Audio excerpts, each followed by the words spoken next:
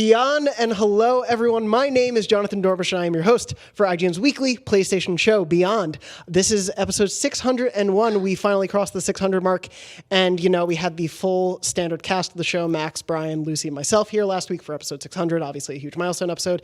And I thought after that, it'd be great if I got rid of all of them. So we did, and basically turned it into Nintendo voice chat this week, but we're not talking about Nintendo. We're talking about Monster Hunter and many other things. I'm joined this week by Tom R. Marks, Tom Wisconsin Marks. What? That's your worst guess yet. I mean, I like all the normal ones that I can think of don't work. So you have not used all of the normal R names. No, not that either. Ron. No. Because my hope is it's not normal. I want you to have just a real out there middle name. Well, prepare to be disappointed eventually. That's most of my life. I'm also joined this week. The Game of Thrones character. Yeah, that got dark. before the show. Yeah. Yeah, your parents were big fans of the book. That character's based on me. Oh no. Yeah. Moving on from that, because we don't have time for that, unfortunately, this week. We do have time, though, for Casey DeFritas, who is also joining us. Hello. Hi, Casey. Thanks for having me on. Thank you for being on. Tom, thank you for being on as well.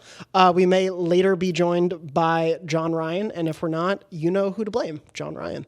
Of course, though, we do have a bit to talk about before we get into Monster Hunter, so I thought we could start off with a little bit of News Crunch. And the theme song is playing, and we're all standing here awkwardly. And now it's over, so we can talk about the news this week. Quite a few things to talk about, not necessarily PlayStation first-party related this week. It's a bit quiet as we're waiting for all the fall releases. That said, a lot of things are going on. The first thing I wanted to tout was the fact that this month on IGN, or IGN First, is Borderlands 3. That is coming up very soon. That game comes out September 13th. Oh my gosh. So yeah, it's very soon. Get ready for all the wiki fun of that massive game. Yeah. You'll be busy, I would assume, with Monster Hunter. It's starting. I have an excuse. Yeah. This is off topic, but man, the summer is over.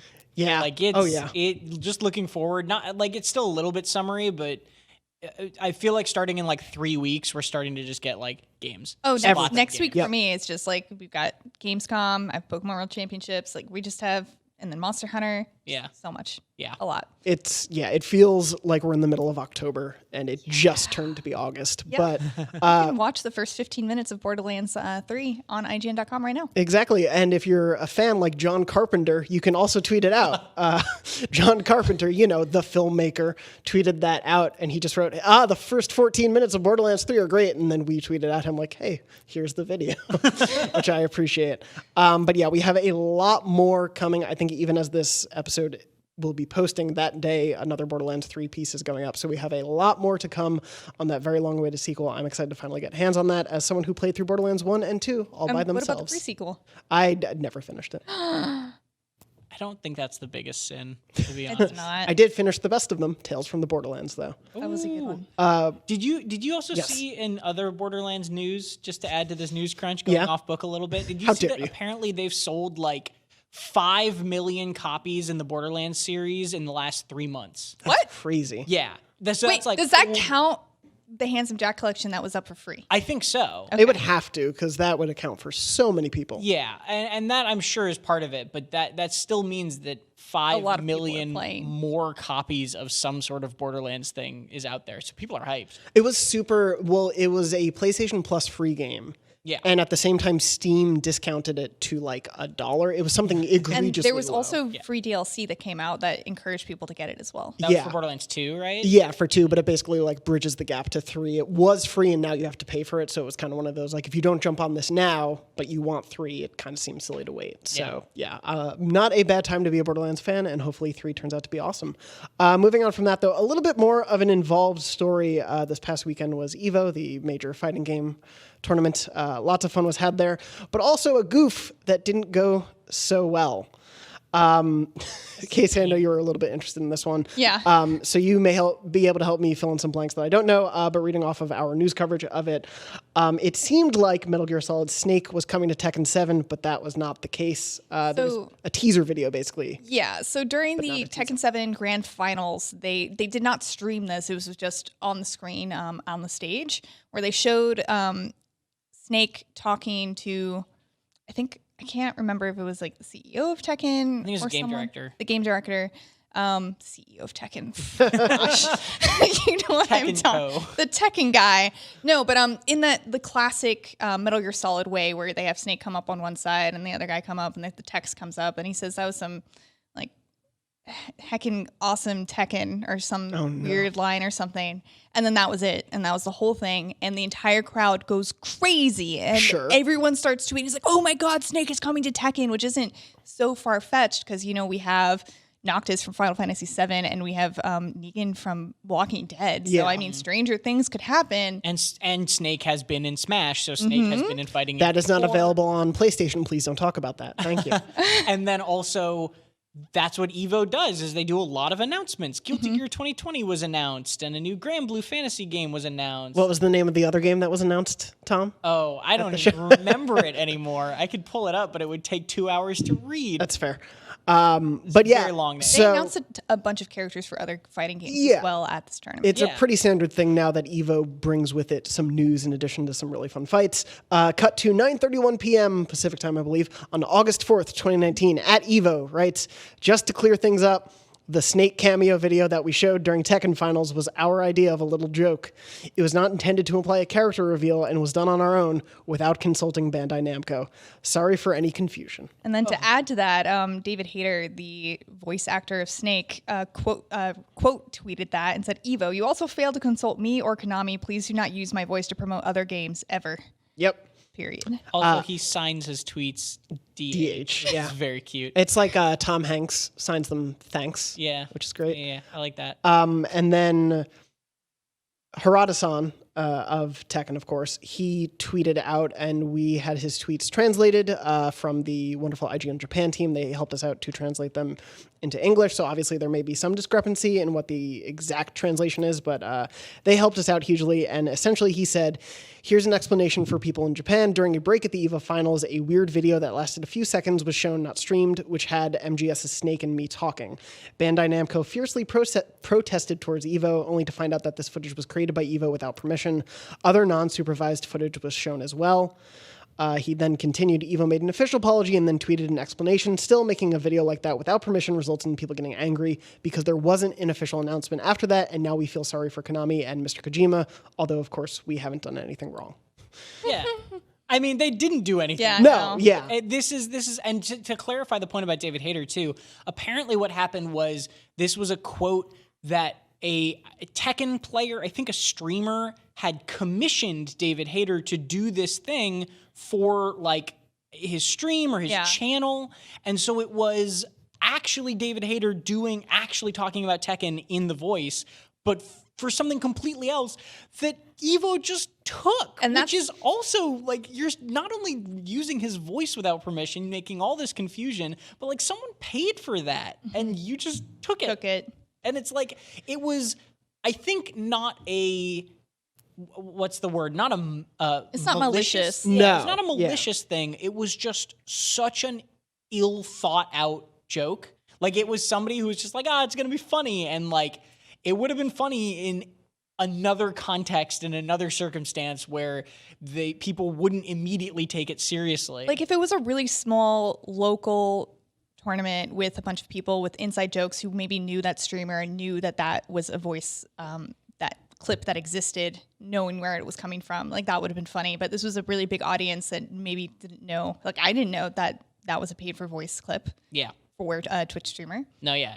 It was just, oh man, just a massive mess up. The situation all around, yeah. And around a weekend that obviously is used to being so supportive and upbeat in a like really exciting way to celebrate this fighting community, and then it kind of has to be mired in the afterthought of, they also did that not great aspect of it, which is a bummer. But of course, there was a lot of other wonderful stuff that happened at EVO. We have a list of all the winners and all the exciting stuff. Tom, were you watching it a bit as well? I watched the grand finals of a little bit of Smash Bros, I watched the grand finals of Dragon Ball FighterZ, and then the grand finals of Mortal Kombat 11. Okay. And then I also watched our very own Mitchell Saltzman competing in Mortal Kombat. Yes, yeah. Shout out to Mitchell, who I was not in the office, but seeing the whole office come together to support him was wonderful. Yeah. And then Emeka also played a little bit as well. Mecha got out of groups, right? He got a little farther, I think. Mm-hmm. Yeah. He's going to be on NBC this week to talk about his fight stick and his experience at EVO. Oh, that's awesome. Mm-hmm. Plugging your other show on this show. How dare you, Casey? It's almost like I wanted you on the show.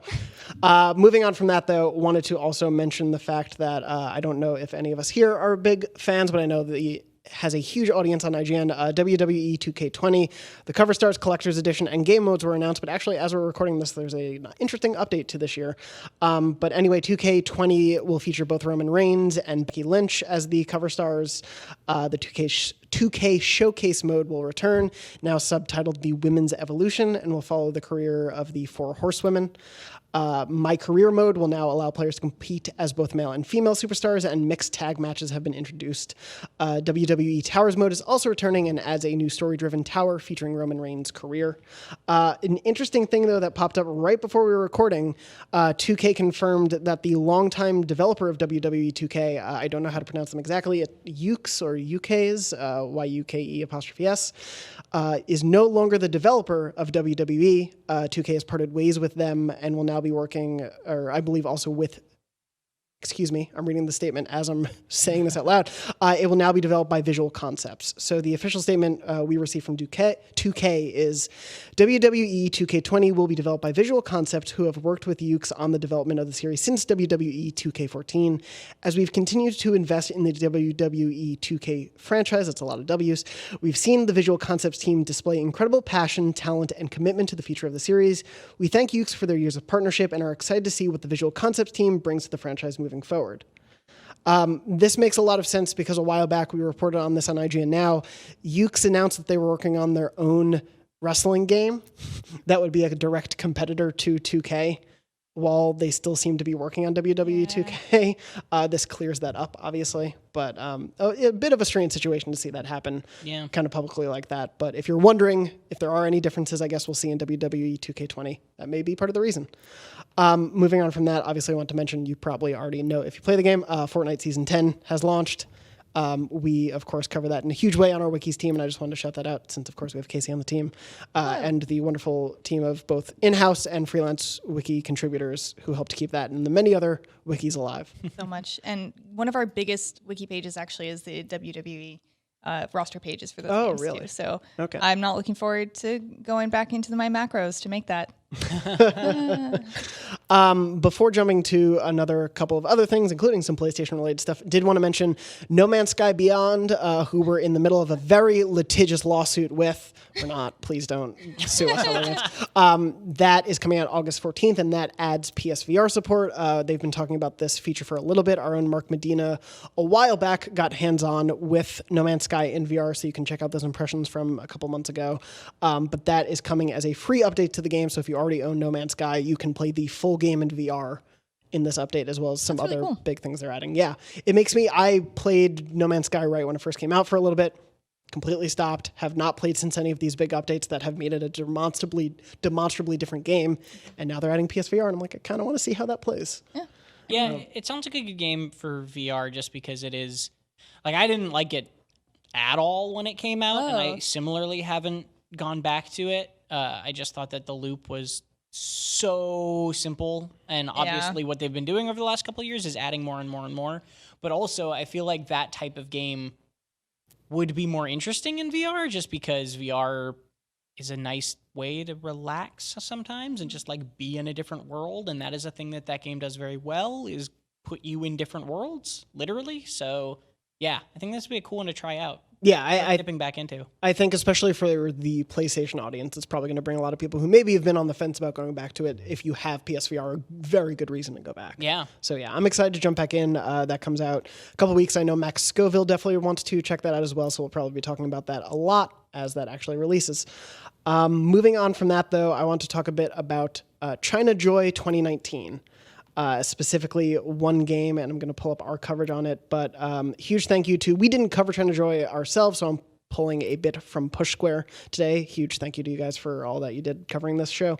But China Joy 2019 is very much focused on Sony, our coverage right now, Sony and the Chinese market. So some of these games may not be relevant to these things you will be playing down the line, but I think it's really interesting to talk about. And one of the ones can I just ask a really quick question? Sure. I'd never heard of China Joy before this year. I hadn't either. It is a thing that has existed, but I did not know that. It's like E3, kind of a Chinese gaming market's E3, essentially? I think basically, like, the Chinese market for games has developed so significantly over the last couple of years. I think it is their sort of attempt for that sort of thing. I don't know the storied history of it, and I don't want to pontificate right now on the spot, but it's definitely something that I think caught me by surprise when, after we recorded last week's show, a couple people were like, did you guys talk about China Joy? And I was like, I don't know what that is. I should probably take a look. Yeah. But one of the things that we covered on IGN relevant to it, and I know, Casey, you want to talk about this a little bit, was essentially that Chinese Zelda fans were protesting an alleged Legend of Zelda Breath of the Wild ripoff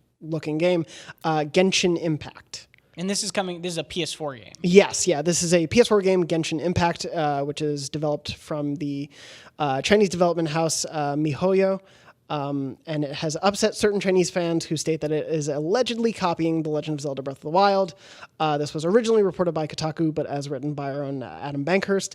Genshin Impact was showcased at the China Joy Gaming Expo by Sony, and many in attendance couldn't help but point out the similarities in gameplay, mechanics, art style, and music. And apparently it caused people to be so angry, someone allegedly broke their PS4 in protest. But anyway, Casey, I thought we could talk a little bit about, because obviously this game seems to play to your interests quite a bit. It's Zelda. But make it anime. And dragons. And dragons. I don't know. I think this it very obviously draws inspiration from Breath of the Wild. Like, there's no fighting that. There's no going against it. If you look at the screenshot comparisons, if you look at the video, the gameplay video, and the music and everything that this article pointed out, I mean, it's true.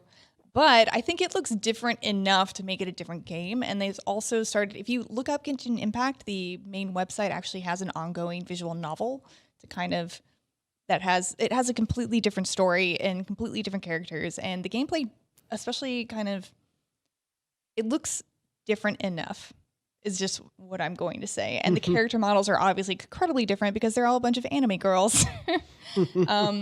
But I'm interested in the story. I want to play it. It looks like the boss fights might be a little bit more engaging and more of them. I think it looks cool. I want to play it.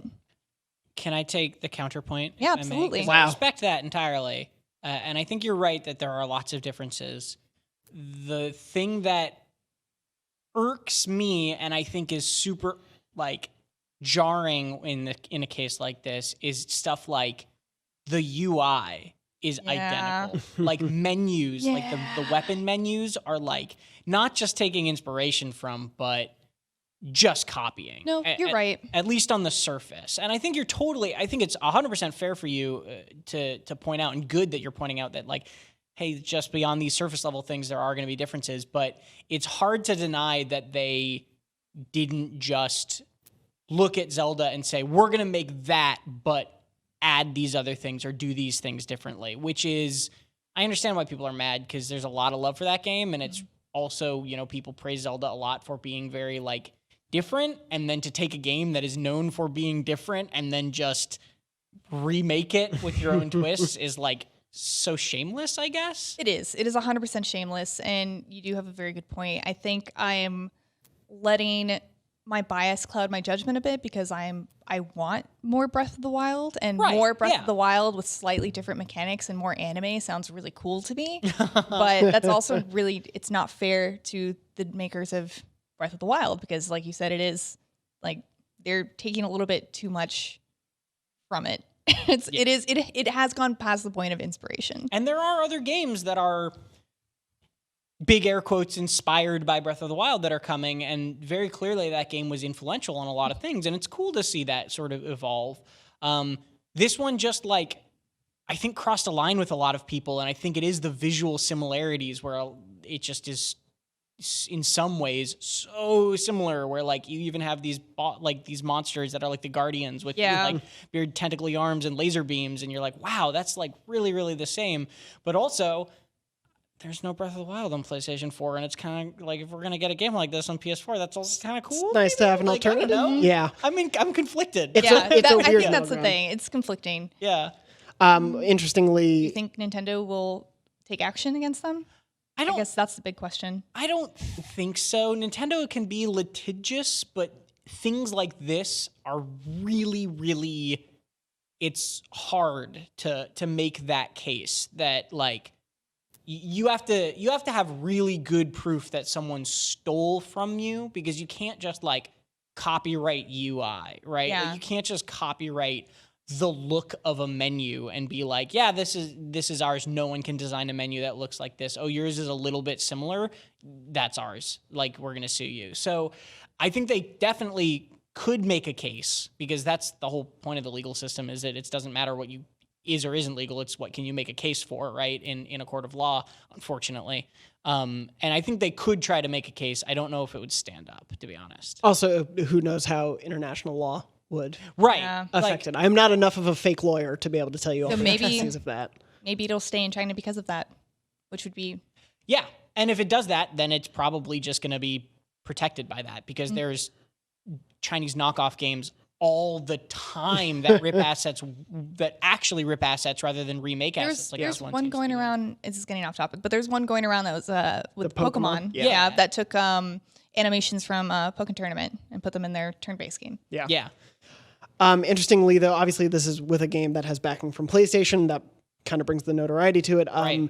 Industry analyst, speaking to Kotaku, Zhuge, I never know how to say it, EX, Daniel Ahmad, said he noted that it was, quote, the most popular game at Sony China Joy booth with very long lines. So even despite the uproar, it was a game that was pretty popular there. Because Breath of the Wild rules. Yeah. That's a fair argument. Another couple things from China Joy, but I kind of want to just talk about the spirit of it in general, since we don't know too many specifics about a lot of these games. But one really big one that Sony is making a push for from China Joy was Monkey King Hero is Back, which is an original game developed by Hexadrive, with input from PlayStation. It's based on a 2015 animated movie, which was a huge, huge hit over there. And so they showed off a new trailer for this sort of fantasy action game with some really, really large-scale battles in there. I think it looked pretty cool. Yeah, I liked the look of it as well. I would pull it up for you, but the computer is finicky sometimes. Another game that was highlighted there, more animals, FIST, or... This? There you go. Thank you. It's not that difficult. It's a punchy new trailer. I appreciate that headline, Push Square. That showed off a new trailer there as well. Other games that were highlighted were In Nightmare, as well as Romance of the Three Kingdoms 14 Journeys. Wow. No, not Journeys is not part of that. That's the verb they're using in the headline. You tricked me with your catchy headlines. Oh, wait. Oh. Romance of the Three Kingdoms 14. So that obviously there is some crossover with games that are popular over here in the West as well. And that is supposed to be sailing overseas, as Push Square put it, early 2020 for PlayStation 4. The title is due out at the end of this year in Japan. For those who were asking, didn't see much China Joy coverage on IGN, as we sort of mentioned on the show, it kind of caught a lot of us by surprise. Yeah, and I think it's something definitely that we will look at more seriously in the future. But moving on from that, in terms of games that we know are coming up soon in the US that we'll be talking about, I wanted to not talk about Monster Hunter. Okay. Surprise, guys. That's fine. I'm kidding, Casey. Of course, we're going to talk about Monster Hunter. I was about to leave. I'm kidding. There are a lot of games coming out this fall. We've been talking about a bit of them recently. Of course, PS4 exclusives like Concrete Genie, which I just got to play, and Death Stranding, which we all really, really want to play, and hopefully we'll learn more about soon. But Monster Hunter World Iceborne, where does the colon fall in the title now? Technically both. Okay. It's after World now. If you're talking about the base game, it's Monster Hunter World. Yeah. If you're talking about the expansion, it's Monster Hunter World Iceborne.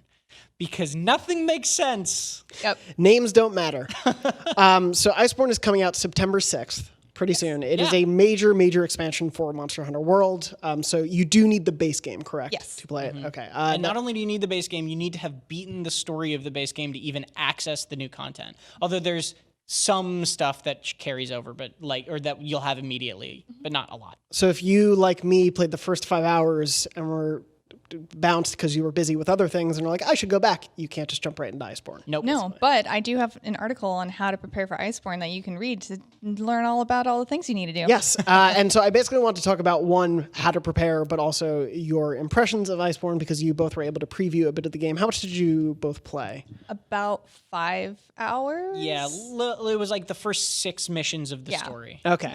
And you both were playing in the same hunting party, essentially? Okay. Us and who were we playing with? I actually didn't ever get their names. I didn't either. Oh no! I thought, but they were great. They were very great. I assumed that we would be introduced, but none of us were introduced to anyone else in the room. And I was like, I thought for a moment, I should go over there and introduce myself and be like, hey, I'm Casey, we're like Monster Hunter. It's going to be great to play with you, but I didn't want to be weird. So then I just didn't. I'm sorry. Thanks for playing with us.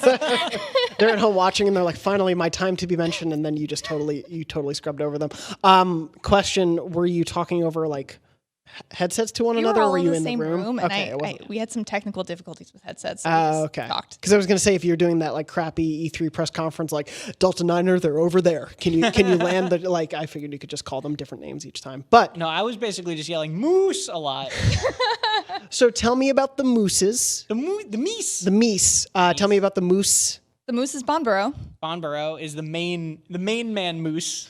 Which is the main. This is off the rails. Bonborough is like the we've seen a lot of Bonborough in preview coverage already. He's the guy with the big antlers and kind of like a beaver tail. Yeah, and we already got to fight him at E3 as well, so he wasn't super new. Gotcha. You can look up plenty of information on him, but we did get to fight 3 brand new monsters, which are subspecies, which some people might not say brand new, but I think they're new. So whatever. For those who may not know, what is the subspecies controversy or like clarification? So a subspecies is kind of like to Monster Hunter like Alolan Pokemon is to Pokemon. Gotcha. Where it is the same. Perfect for the PlayStation audience. I'm kidding. It's the same type of monster, but they evolved differently to adapt to a different location. So they have different colors and different elements that they wield and are stronger and weaker in different ways. So, for example, like Azure-Rathalos and Pink Rathian are both subspecies, but the new subspecies that we saw were a little bit more I don't even know what to say. They were just more different than the Pink Rathian and Azure-Rathalos. So we got to fight Viper Tobi-Kadachi, which is a Tobi-Kadachi that wields poison and paralysis instead of thunder. Nightshade Paolumu that adds the sleep element, whereas previous Paolumu only had some wind pressure effect.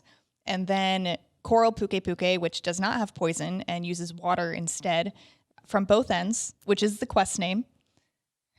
Really? I'm pretty sure. Oh, but boy. Tom, tell us your nickname for Coral Puke. Fire Truck Puke. Because it is bright orange red and it shoots water out of its tail. It's got a fire truck hose. Yeah, it does. And it's red and it's a fire truck Puke. It's literally a fireman. All it does is go around putting out fire, water. But it's also a monster that you need to hunt. Yes. Okay. Because then we're going to a bad fireman. Put out the fires. Yeah. So not only do these monsters appear in different locations than their other, like their parent species, but they look different and have different attack patterns. So while they're like, you can try and predict what they're going to do, but sometimes they might catch you off guard with attacks that have a different range than original ones. And like Coral Puke's water attacks deal more damage than Puke's poison attacks, and they have different range and also inflict water blight. Whereas Tobi-Kadachi can poison and paralyze you at the same time, which is not fun. It's the worst. Yep. And then the Nightshade Paolumu actually leaves clouds of sleep on the floor that you have to avoid as well. Yeah, that's interesting. That was a really interesting one to play around because I feel like those clouds lasted a lot longer than most of there's not a lot of like AoE effects that stick around in Monster Hunter World. And so the Nightshade Paolumu was a really interesting one to fight because if you were fighting it in like a cramped area, there would just be whole sections that you just couldn't go through. I think that is an effect that we can expect from Master Rank monsters in the future, that they will be leaving around things that we have to avoid. Yeah, and there's some of that already with like the poison plants that would drop poison pools and that sort of thing, but they felt like they went away quicker than the Paolumu's cloud. Look, entering the conversation. Hi. Jon Ryan. Hi, everybody. Hello. I'm so sorry to be so very late. You're good. Thank you for You're joining. good. Hopefully your mic is on. I'm going to check real quick, so keep talking into it. Hey, it's me. I'm super late because I was seeing a game that I can't talk about right now. And lunch. And lunch, mostly lunch. What's that? What's lunch? Well, it's this meal between breakfast and dinner. Oh. Oftentimes coming with some kind of aperitif or digestif at the end, maybe. I should Wow. try that Who are you, sometimes. Hannibal? Yeah, I know. I just went to a place that has on their sign an olive through with a toothpick. So it was a pretty classy joint. Momos. No. They're a great Pokestop / greenhouse for 100% there for the Pokemon, very rarely there for the salads. Yeah, fair. Anyway, JR, you're joining us right in the middle of Monster Hunter talk. Oh, cool, great. I'll leave. No, you helped with Wiki stuff. By help. By help, do you mean I joined your party like twice and then immediately failed to do anything of value, and then I stopped playing? I'll happily carry. It's fine. That's fair. It's true. Speaking of carrying, I totally didn't carry Tom because he's great, and we recently got him. So he originally played on PC and then replayed on PS4 so you can play Iceborne when it comes out. Yeah, I said that I talked about this on the show like 2 weeks ago, and I played too much of that. Yeah, that was when you were like just starting your journey. 2 weeks ago, we had you on. Oh, no. You talked about the fact that you were just starting it. And how many hours have you put in? I don't want to talk about it. How many? He accomplished all of his goals by... I put 74 hours in 3 weeks. Sounds roughly about correct. Yeah. I'm my account on PS4, even though I've played less hours, my account on PS4 is actually farther than my account on PC was, like higher level, all that stuff, because I just kind of knew what I was doing more. So I just like really buckled down and ran through it. And, also, and you I had loved Casey. that game. Yeah, well, So- and Casey was carrying me through some of the like story missions. But yeah, it was really fun to play that preview of Iceborne 2, especially because it was hilarious growth compared to last time I played it at E3, where I was like, literally, that was the first time I'd ever played it with a controller. And then by the time we did this preview event, I had something like 20 or 30 hours already in on PS4, and I was like ready to go. And it was really fun. And we got to play with the Clutch Claw a lot. Yeah. And that is a really cool new, I want to call it a tool? Yeah, I weapon? think it's a tool. But it lets you grapple onto monsters. And I'm sure you've seen, if you've been keeping up with the coverage of Monster Hunter, it lets you grapple onto monsters. Okay, so look, you can do this with your weapon out, right? So you have your weapon out, you're wailing away, and you're like, I feel like grappling the monster. And then you basically hook shot onto its face. And then you can either attack it with your weapon, which wounds it, which lets you deal more damage to that part, and it makes it drop slinger ammo. And with the slinger ammo, when you're on top of the monster, you can unleash all of your slinger ammo into its face, which makes it run forward. So your goal is to use a different button to change its direction, so it's facing a wall or another monster or a tree. Itself or whatever. Yeah, and then you make it run into it, and then it falls over. Sweet, that sounds cool as hell. And it's really neat, and all of the different weapons have kind of like different stylized attacks with it, and it just makes it look really cool and interesting and changes things up in a very meaningful way. It's when also combined with new weapon attacks. Yeah, and it's also not what I thought it was going to be. I thought it was going to be...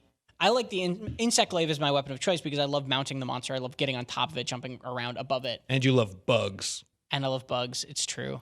You got a cute little moth guy, Pseudocat. Aww. Anyway, I really liked that. And I expected the Clutch Claw to basically be a way to add a little bit more mobility into every weapon, because every weapon has a Clutch Claw all at the same time. And I know I didn't play much Generations Ultimate. I basically just played the demo that they had a while ago, but I know that they had a thing where you could, like, anybody can get a jump in that, right? It's like a style. I can't remember the name of it. Wait, are you Generations Ultimate? Yeah. Yeah. Misremembering that? No, there's an aerial style. Yes, that. So basically, they had a way for any weapon to have a little bit more vertical mobility, and I assumed the Clutch Claw was going to be a similar thing.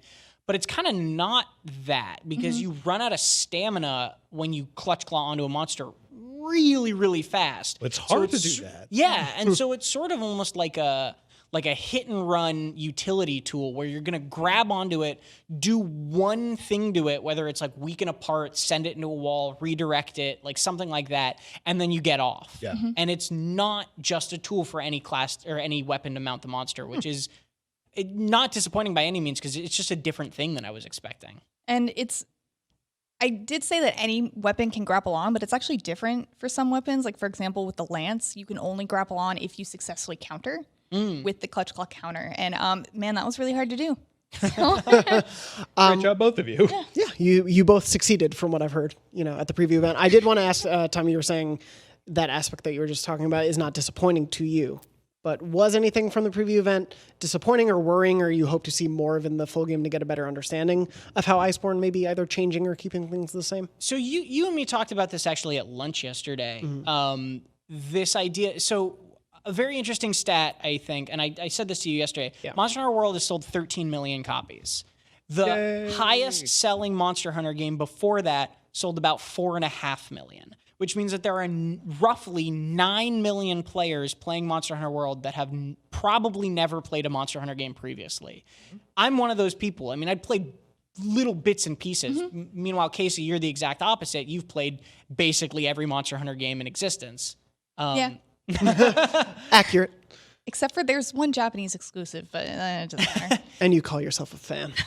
So the interesting thing to me is we fought a bunch of subspecies, and they were really fun, and they were really different. Like, it was really very cool to see kind of how many different moves they had, the different elements made you think about fighting them in different ways. They were in different locales. All those things add up to the point where it's not, like, disappointing monsters fights, but the prevalence of subspecies was a little bit like, oh, like, okay, like, we're going to get, like, a lot of these monsters, probably not most, that's too far, but a lot of these monsters are going to be just subspecies. They're just going to be different versions of monsters we already fought in World, rather than completely brand new stuff, or in the case of a monster like the saber-toothed guy, Barryoth, a returning monster from an old game that is completely new to me as a Monster Hunter World player.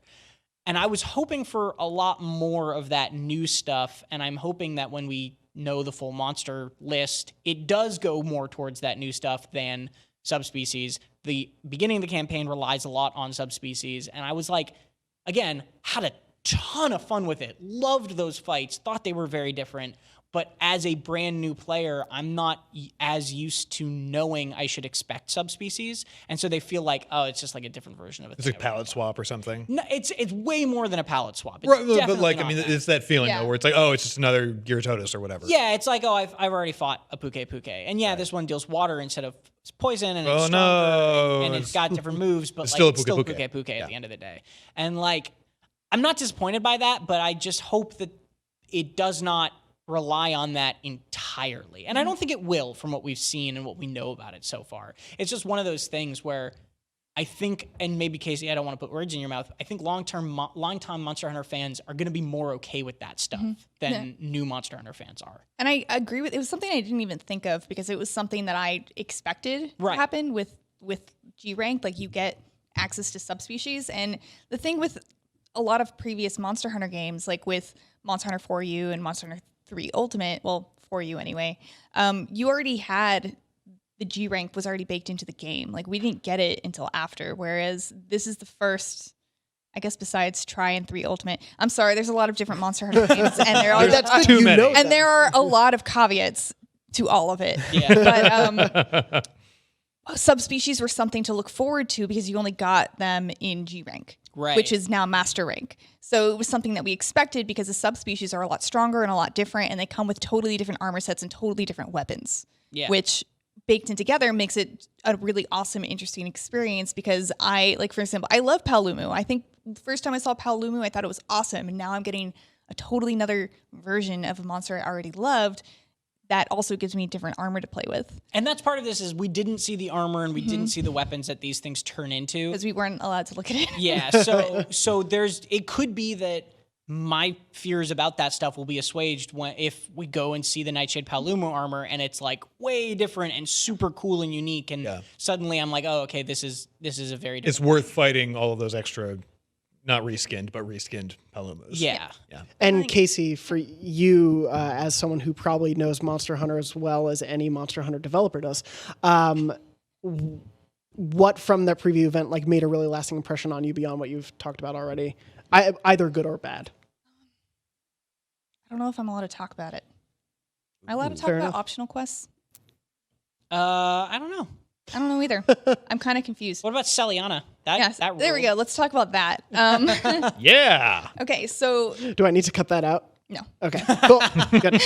But now you need to cut that out. Optional quests are not a secret. Do I need to cut that? Yeah, fact there that they are exist optional Okay. quests, is not a guys. secret. I thought so. I just was like, are you saying something really new? No. No.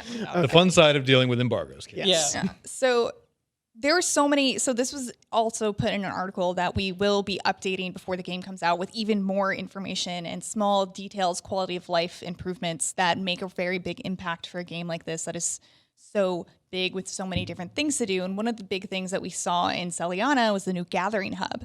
And the new Gathering Hub not only has a foot bath that lets you pet your palico and play with your palico, but it has every single thing you need to do in between quests in the Gathering Hub. So if you want to be playing with your friends and hanging out with your friends, or maybe doing the Cove Terra Siege, which you can only do in the Gathering Hub, you can just stay there and get all of your side quest things done. Like you can go to the Botanical Research Center and do your farming, so you can collect all of your herbs and all of your items you need to like make bowgun ammo. You can go to your box and change your bowgun equip mods. You can go to the armory. You can do the Argosy. You can do your Tail Raider Safari. Literally everything that you need is there. And then they also added the ability to use your radial menu in the Gathering Hub, and you can have a totally separate radial menu, so you can have just a social quick menu. So all of those things just is huge quality of life improvements, and there are so many of those. And as a bowgun support and a sword and shield support that I run pretty often, you can change your radial menu. So instead of having to craft one at a time where you have to press a stick for every single item you want to craft, you can change it to craft all. So if you have 20 slots for fire ammo, you just press the button once and then it'll craft all 20 in one go. That's handy. So there are a lot of small quality of life improvements that make a very big impact that I'm very excited about. And they also introduced 4-slot jewels, which isn't like shouldn't be totally surprising, but you can slot two different abilities into one jewel slot on armor now. And you can also unlock like plus rank mantles, which have slots, and like, there's just so much. There's a lot of stuff that like is super granular and whatever to somebody who's not sort of really into the game. I'm not gonna lie, my eyes sort of just glazed over a little bit. Yeah. But I appreciate I have that effect like, on people. but I appreciate that it's like important for people who do. It's a lot of stuff that if you have played the game a lot and you've gotten really deep into tempered monsters and arc tempered stuff and like you really know it well, then a lot of these little tiny things are going to make you go like, oh my God, I'm so glad that's finally changed. I'm so glad you can finally change your palico equipment from any box in Celiana, right? Because there's a palico sitting next to all of them. Like that stuff is so whatever granular. But the people who play the game a lot know like, oh man, in Astera, in the original town, I had to walk all the way into my room. That was a loading screen. Then you walk to your palico and you're slower in your room. So you go to the palico slower and then you change your equipment. Then you got to go back out and like, that's just gone. It eliminates the loading screens that you need to do all of these things. Yeah. That's awesome. And also like the difficulty jump, I really appreciate it. Is like it feels like it did going from low rank to high rank.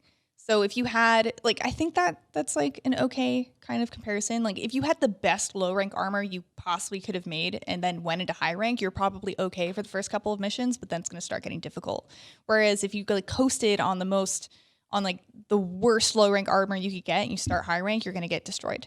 And I kind of felt that just looking at how it felt. Like Viper Tobagadachi like carded me and another person in that group at the same time. And like carded is just vernacular for it killed me. But I was going to let it slide. I assumed it was something. It's called carded because when you get knocked out by a monster, the cats, the felines will come in and throw you onto a cart and then wheel you back to camp and dump you off. Because you know. So that you don't get eaten by monsters. Yeah, so you don't get eaten by the monster. I appreciate that. The cat people do that. So too. and it did that to us even though we had a master rank set. And so if it did that with the master rank set, which is like 100 more defense than my best arc tempered set, like you can see that it's going to be pretty difficult.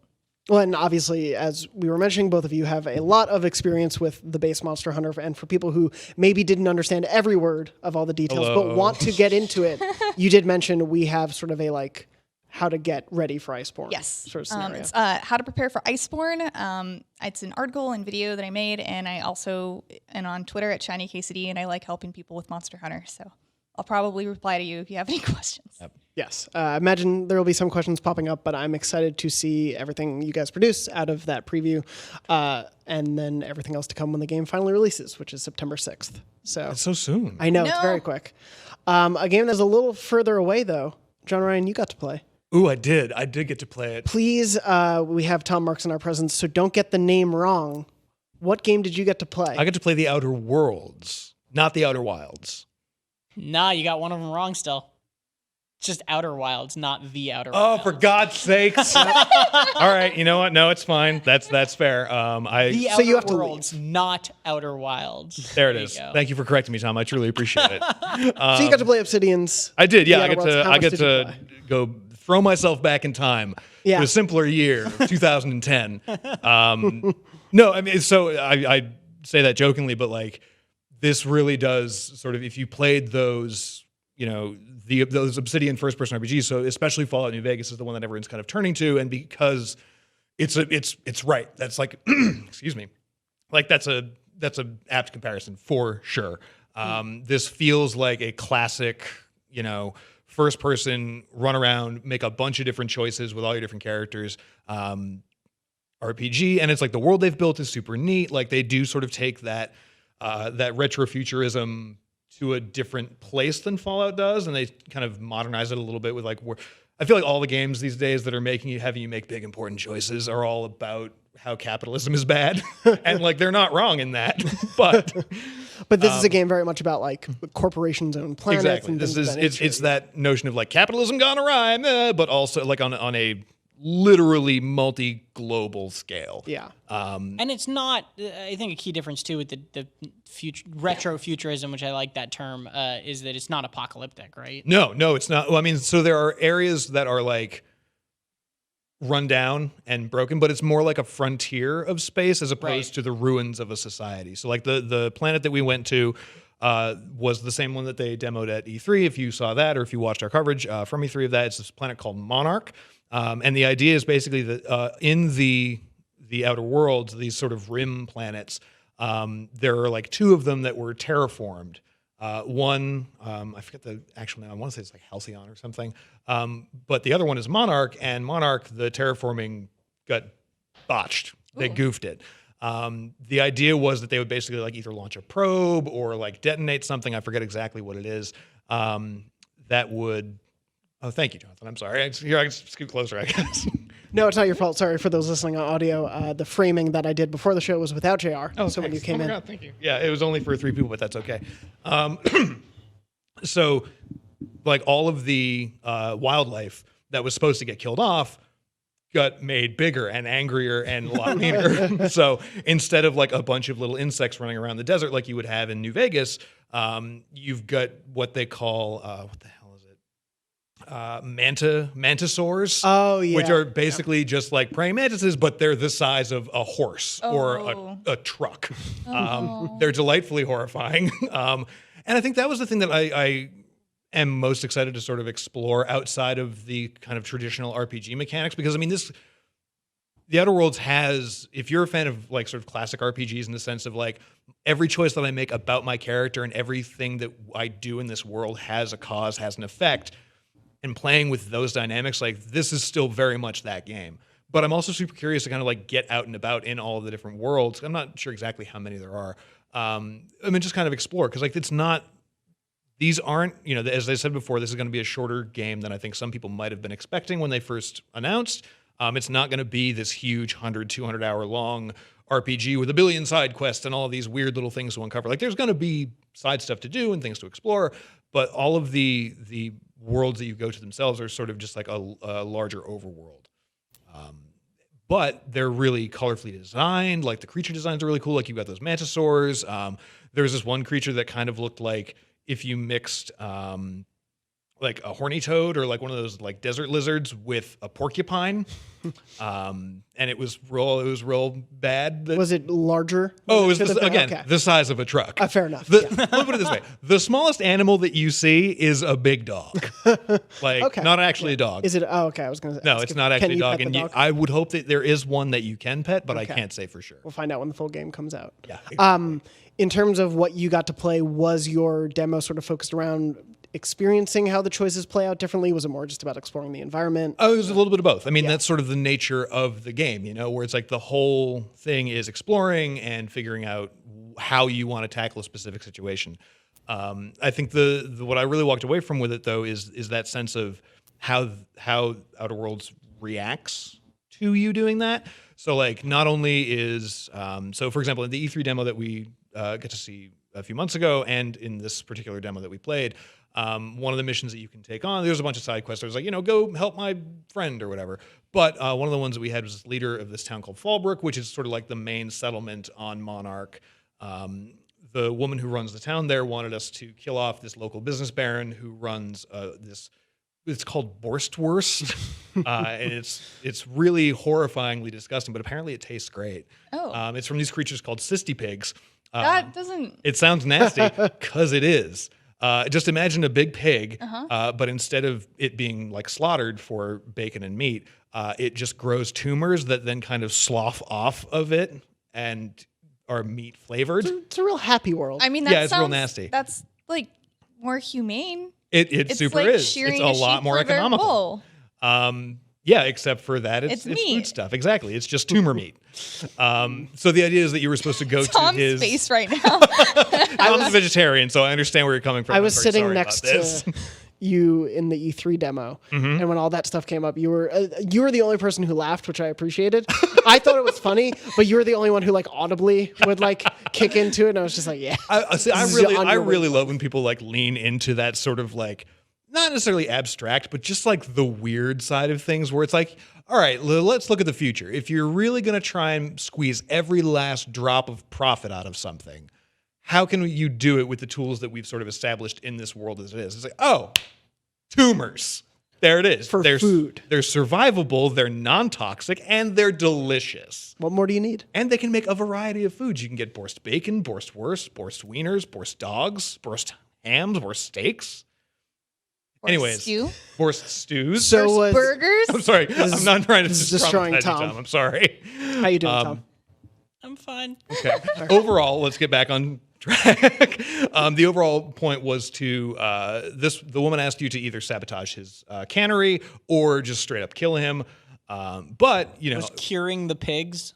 That wasn't. No, absolutely not. Okay. No, I don't. So here's the thing. I still am not sure whether or not the cysty pigs are a naturally occurring tumorous phenomenon, or if they're engineered. I assume they're engineered. Yeah. But also, I just fought a giant praying mantis and a weird hedgehog lizard, so I'm not super sure what's real. Fair. So, anyways, you get there and like you can either sabotage some factory equipment, you can like kill all the workers. You can just kill the guy, or you can talk to him and be like, hey, this lady told me to murder you. What are you going to offer me if I don't do that? And it's very much playing into that sort of, the traditional idea of running around an RPG. But also the rest of the demo was just kind of exploring the world. We did get to play the first chunk of the game, but I can't talk a whole lot about that. Sure. Except in relatively broad strokes. But the point that I was initially making all that long time ago before all those pig talks is that the way that the Outer Worlds reacts to you, I think, is sort of how they've kind of evolved that formula that they're known so well for. So, not only do you have abilities that you choose and you start out with, so like if you want to be dumb, that was an option in New Vegas and, the first couple of Fallouts, which the team here worked on as well. It's not as dumb as like Fallout 1 and 2 where you literally just can't speak English. But you do have the option to like the stuff that you talk to people with will be pretty stupid. Sorry. It's fine. No. Did you make the whole episode until just now? Yeah, but it's good. Tom and I are on a family-friendly You knew what this was. I knew. I was waiting. You knew what I walked in the door. I legitimately, when you started going on about the pigs, you're like, when's it coming? It's coming. When am I going to have to edit? I'm real sorry. No, I'm real sorry. You're good. You can't. It's not going to be like you can't speak English. Like me go in, me take key pass. But it's you'll definitely say some stupid things. Which I really appreciate. But the other side of it is where there are these things called flaws where you can see Janet Garcia put together a whole feature on it. If you want to check that out, I highly suggest you do. Hey, Janet. But basically, like, let's say you take a lot of falling damage or you get somebody take a lot of blunt damage to your head. maybe you'll get offered this thing called a flaw, which is you get an extra perk point that'll give you a bonus to an ability, but you also have to take a permanent debuff to your character. Maiming in D&D. Basically, yeah. So it's like if you get hit over the head a bunch, maybe you'll get a perk, but also you might become dumb. Like you can't necessarily you can't talk that good after taking too many hits to the head. Or if you get killed by a bunch of robots, they'll, offer you the flaw robophobia, where it's like you might take some combat disadvantages against robots. Or what's the other one? There's one that makes you like panicky if you're trying to sneak and you keep getting seen by guards. If you're really bad at stealth, yeah, that's really funny. If you keep getting seen by guards, you basically become like sort of a paranoid, jittery person. So like while you're talking to regular people, like not even in sneaky scenarios, you're just like, hey, so anyways. I was out at the. Did you hear that? Oh no! And so like you'll have different effects put on you, not only in combat and not only for like health and management stuff, but also in your social interactions too, which I think is super, super interesting. Yeah. Sorry. I was just gonna say I also just heard about the hard mode, Supernova. Yeah, dude, it is. It like has the potential to completely change the game entirely. Like there's already a bunch of factors that can like kind of create a lot of replayability for it, even on just like the easy, normal, and hard difficulty modes. But Supernova adds a bunch of stuff like survival mechanics. So like you have to eat, you have to sleep, but you can only sleep like in a rented room or in your spaceship or whatever. Your companions, because there's this whole companion system where like you recruit people and you do missions for them and they become more loyal to you, and you can increase your loyalty and that makes their abilities better. They can just permanently die now. So instead of like them waking back up at your spaceship or in the hospital or whatever, like they're just gone forever. So like if you're like me, like you have 2 ride or die companions. Like I played through Mass Effect and it was just Garrus and just Ashley. That was it.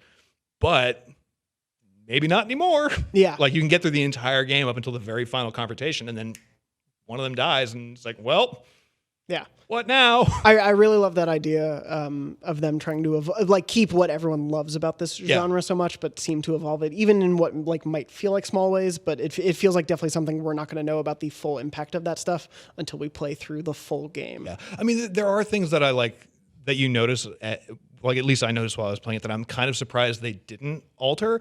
So like New Vegas, for example, had armor, and you only had head armor or hats and full body suits. And like it would change the complete texture of your body, but it would be treated as like chest armor, and that was it.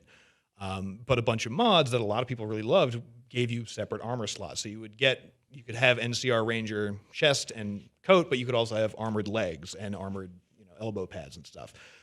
This keeps just the 2-item inventory, and it's I understand like it's a much easier, and in a game with so much choice and because there's a lot of inventory management to do. Because again, if you're like me and you run through an RPG, it's just like, give me all the things. I'm gonna take everything that you have on you.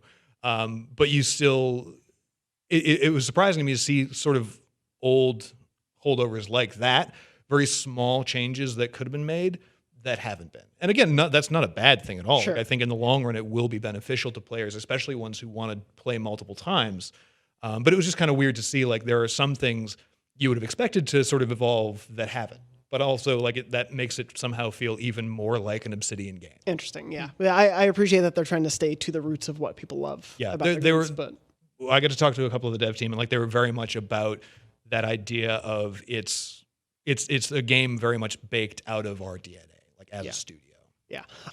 You mentioning just now of like, as someone who plays an RPG and just takes everything, I was trying to imagine someone who doesn't play those RPGs like that. I literally can't think of a person. How freeing, I guess, that is. Oh my God. You just go through and you don't have to worry about anything. I mean, you're probably missing half the game, but you just run through. But conversely, maybe you're not missing half the game. Maybe you're experiencing a lot more of it because you're not worrying about whether or not I have to save the 1,000 health potions in my bag and how the first thing that I have to upgrade every time I get an upgrade what if I need all point. 1,000? Exactly. What if I need them all? But that's the pain about it is that, see, look how I didn't swear right there. I appreciate it. Look how, that's the bad thing about it is that you'll get to the end of the game, you'll hit final boss, and you know it's the final boss, and you're like, oh, I have 400 health potions, but I might need those for something later. Yeah, who knows what comes next. Exactly. But very excited to hear that you enjoyed your time with it. Oh yeah, it was absolutely a blast. I'm super looking forward to jumping back into it. Comes out October 25th. So hopefully we'll see more of that game soon. October is right around the corner, basically, at this point. But yeah, it's basically next week. Yeah, pretty much at this point. As we're wrapping up, I know that we are over time of our allotted recording, so if any of you have to leave, I understand. If anyone needs to go. I do have a meeting, but I'll be here. I'll stick around for. I appreciate it. Want to wrap up with two quick things. One being, of course, memory card. So let's play that right now. The sound played halfway toward the end, so I'm going to play it one more time for the folks at home. Thanks. Because, boy, do I feel bad about it not playing sometimes. Oh, anyway, it's in the headphones. It's in the headphones. You can't hear it, but it's there. So I know. I heard it a little bit, and I was like, wow, your laptop's really quiet. That's the only audio that gets picked up for... Yeah. Cool. Anyway, moving on. Memory Card is, of course, a segment we do here every week on Beyond, where we read your funny, sad, happy, whatever stories from your PlayStation and general gaming lives that you have all written in to the show. You can do that at beyond@ign.com with the subject line Memory Card, and we'll read them every week on the show. Reading one, it's a bit longer this week, so just this one for the week, but this comes from Ben. Ben wrote in and said, "Salutations, Mr. Jonathon Dornbush and Beyond crew." Hi, Ben. Salutations. I'm a long-time listener, but this is my first time attempting to write in. I just want to say that I love the Memory Card segment you've started, and as an English professor, it's great to see the power of storytelling being celebrated. You're doing a wonderful job with the show. I hate saying nice things about myself on air like this, and I eagerly await each episode. We get it. You're delightful. He continues on for 100 words now. I also need to shut up Brian, who's not here, but anyway, specifically because I really appreciate his humble gaming insight, joyful demeanor, and humor. He's just always laughing and making others laugh, and it brightens my day. But the whole crew is also great. Also, real talk, that's just Brian. Yeah. Like anybody who thinks that's an act, it's not. It's just him all the time. He's just a great guy. I brought this on because it is a bit of a crossover with MVC. Ben wrote, "This story may be disqualified because it includes the Nintendo Switch. I'm not disqualifying it, though. Maybe MVC should do a memory card, but I just had to share it anyway because I haven't heard too many memory cards about uncles and nephews yet. Aside from being a lifelong gamer, I'm also a very proud uncle of two incredible kids. Naturally, as soon as my nephew... Kieran could sort of hold a controller, I've seen sharing the wonder and delight of a video game with him. When he was just 2 years old, our favorite game to play was a somewhat forgettable gem on the PS4, Octodad. He would often refer to it as Octopus Dad, which is great. But my favorite would be when I'd ask him what he wanted to play, he would simply make squishing noises to simulate Octodad's tentacles. That's really great. As if the game's intentionally goofy controls weren't difficult enough, we would each play with a hand on the controller since his were still a little too small to really grasp the DualShock 4 completely. His favorite level was when Octodad had to go to the grocery store, and we played that level so many times he actually started to know where the various items were. I still don't think I've heard him laugh quite as hard as when Octodad gets sucked into the freezer. He would actually laugh until he got the hiccups every time." But like also same though. It's great. I love that game. Fast forward a little over 3 years and several gaming memories later, from Disney Infinity to Dragon Quest Builders, and the family all chipped in to buy Kieran his very own Nintendo Switch for Christmas. Since I had already beaten Breath of the Wild, I lent it to my now 6-year-old nephew. Over the following months, he had put in at least 80 hours into the game between other titles, regularly borrowing his mom's cell phone to call me with a quick question about a divine beast or asking if I could help him beat a section the next time I saw him.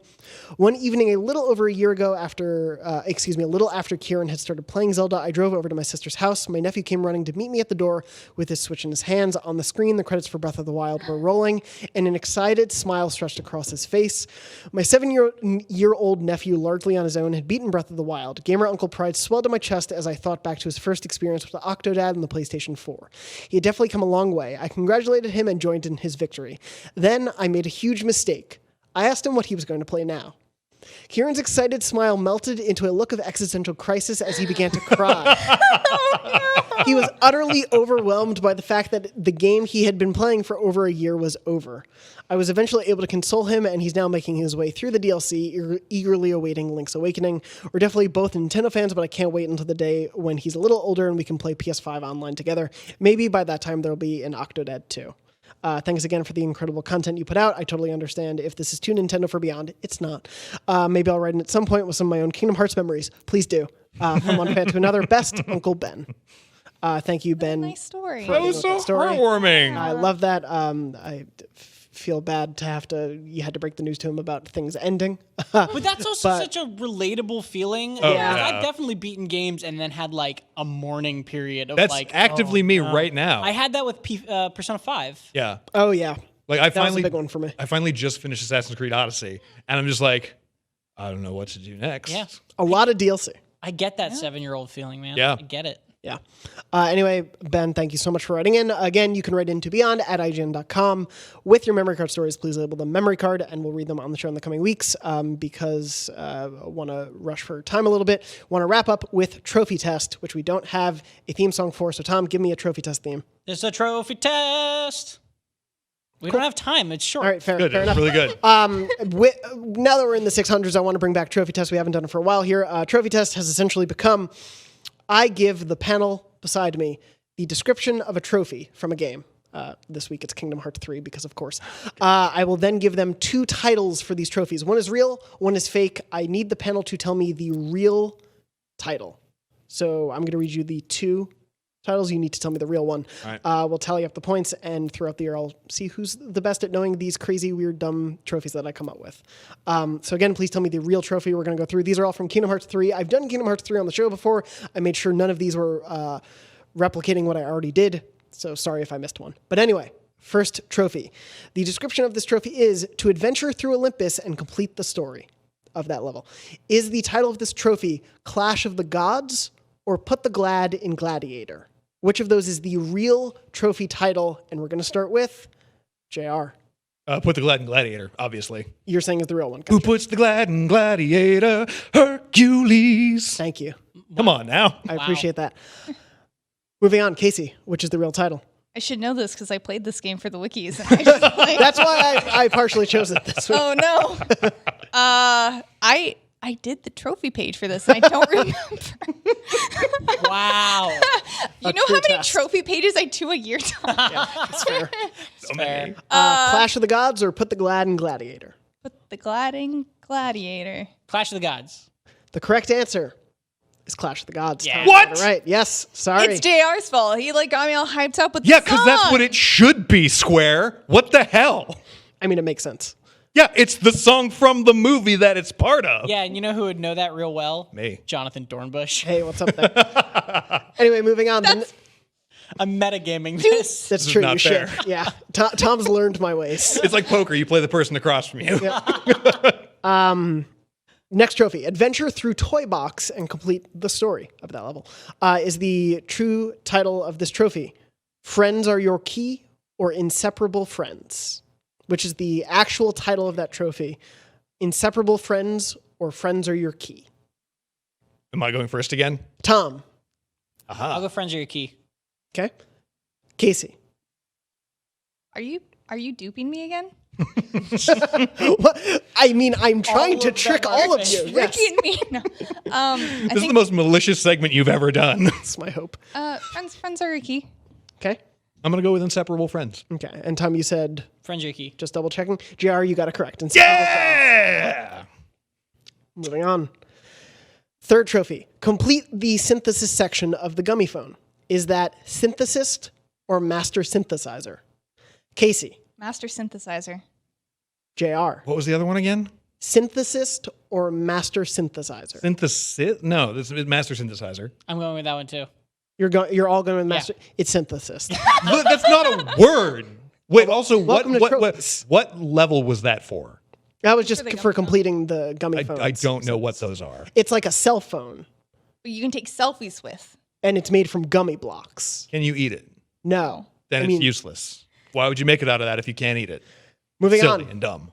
The next trophy. The score currently rests at JR has 1, Tom has 1, Casey, you have 0. But there are still 2 trophies left. The description for this trophy, complete the game record section of the gummy phone. Is that 1 for the books or high scorer? 1 for the books or high scorer? How do you spell the high in the high score? H-I-J-J. God. H-I-G-H. That's the end of an episode. JR, 1 for the books or high scorer? I know literally nothing about the mechanic that it's referring to, so I'm going to say what- 1 for the books. What was it? Complete the game record section? Oh, Yes. okay. High score. You're saying 1 for the books. You're saying high scorer. I'll go 1 for the books. Correct answer. Sorry, Casey. It's 1 for the books. Jesus. Yeah. Neck and neck, buddy. Yeah. I'm sorry. Casey. Yeah. Moving on. The thing is, I take a total tally. How this works, much like PlayStation trophies themselves, there's an incomprehensible number system going on behind in the back. I award a gold, silver, and bronze each week trophy. Okay. And by the end of the year, I'll do some math finagling. Great. And Cool. figure You'll do out the who Russell who Crowe gets in A the Beautiful plaque. Mind. Yeah. Final Trophy. Raise Sora to level 99. Is the trophy name Leveled Out or Keyblade Master? Raise Sora to level 99. Leveled Out or Keyblade Master?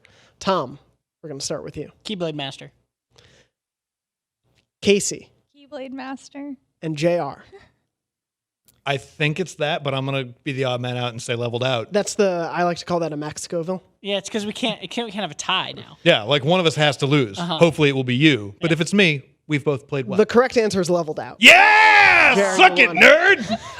I hate everything. So I thought that because the other one had Master and was wrong, this one might have Master and be right, but you just doubled up. That's also just a very good, I'm really bad at this game, guys. I never look at my trophies. The key is, if it sounds like a good pun, chances are I came up with it. But some games are good at that. That's true. There are some, but I feel like they're few and far between from the research I've done. I shouldn't have expected as much from Kingdom Hearts 3. How dare you? What a no, Get out kidding. of here. Anyway, thank you all so much for playing. JR, congratulations for winning this round. Disappointed you so much. It's okay, because no one's a loser in trophy test. You still get a bronze trophy. Congratulations. What? Congratulations. Yeah, thanks, guys. Gold, silver, bronze. Thank you all so much for playing Hooray. Trophy Test. I hope you enjoyed playing along at home, and I hope you enjoyed listening to Beyond episode 601, the beginning of a new 100 podcasts. A new era.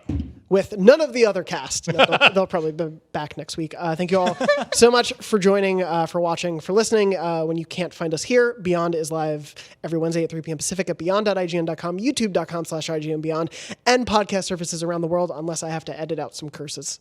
Sorry. It's okay. It won't take too long. And hey, I'm it's kidding. just cursed this time. It just is. the one. You did well. I'm really proud of You me. did a good job. Y'all I'm proud. should be too. JR, when you're not here cursing up a storm, where can people find you? You can find me cursing up a storm on Twitter at USofJR. Fair enough. Casey, where can people find you? You can find me talking about hunting, slaying, and capturing monsters at ShinyKCD on Twitter.